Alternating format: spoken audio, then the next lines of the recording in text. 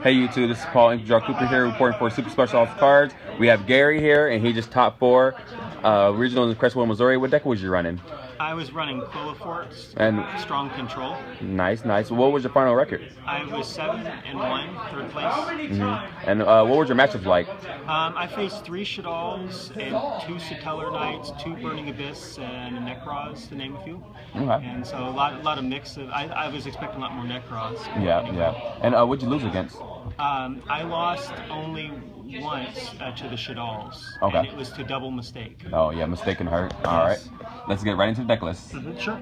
I run the Double Scout, obviously, and I'll put this section. And I run 1 Monolith. And the best card in the deck, I believe, is the Scout, because it the Stealth.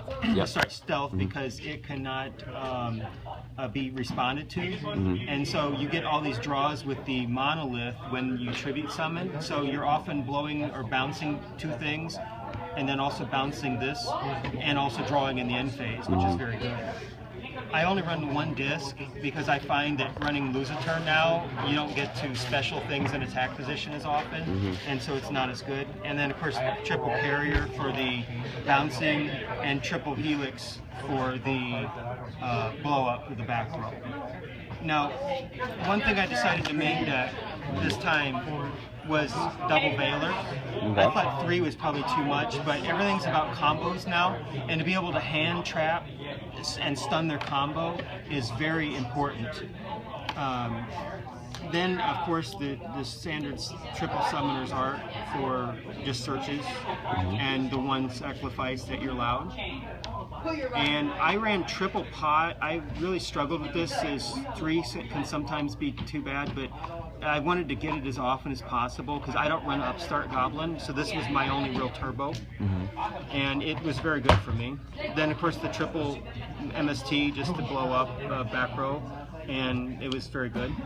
I won the last duel with Regeki, and that got me 3rd place. That was the win. And Book of Moon is also very important to stun some of their Ixie plays or effects that might go off that are not summon window effects. And then continuing on the control theme, I had double Chalice. Oh, nice. And the good thing about the effect failure is that you can draw them with the Monolith in the end phase. The Chalice, if you draw them, you obviously can't play them that turn. But they pump up the Qliphots because they might be 1800 with a normal, but then they become like 32 or something really powerful, and you can stun them during the damage step because it affects the attack, and then you can also stun them in damage step or other times when they try to get their combos off.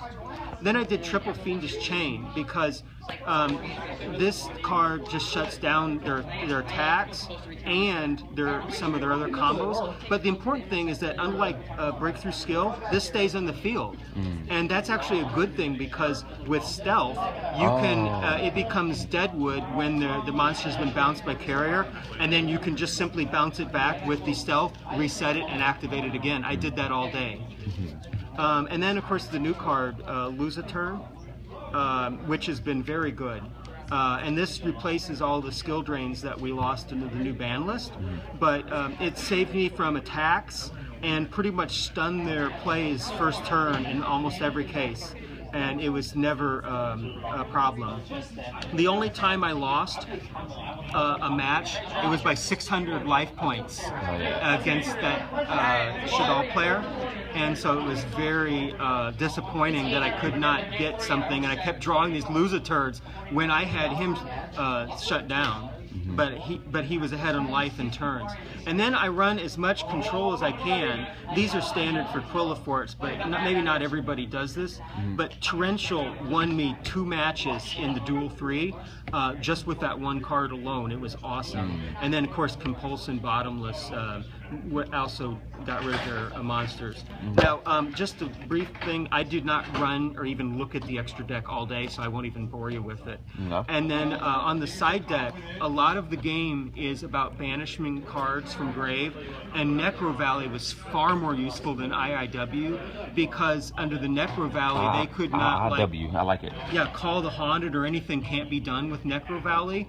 And one player in the Necros match, it was Key, he did not run MST. He only ran the Galaxy Cyclone, and he could pop a set card. Of course, this is face up, and then he can't vanish to destroy face up. So he could not get rid of that card all duel, and I won.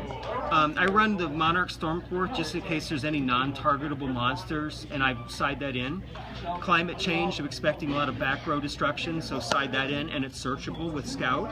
And then Rivalry and Gozen is more for rogue decks, in case they play a whole mix of light and dark and types, you can stop them from summoning. And then I did double Mind Crush. I only used it against Necros, but it was very key when I had it. And then against the Shaddols, I had the Shadow Imprisoning Mirror. And double, and maybe I'll run 3 at Nationals, and maybe take these out, the Rivalry and the Gozen. And then I had 2 Limbs, which I just traded for before this tourney. Nice. And against the Satellars, it was game over.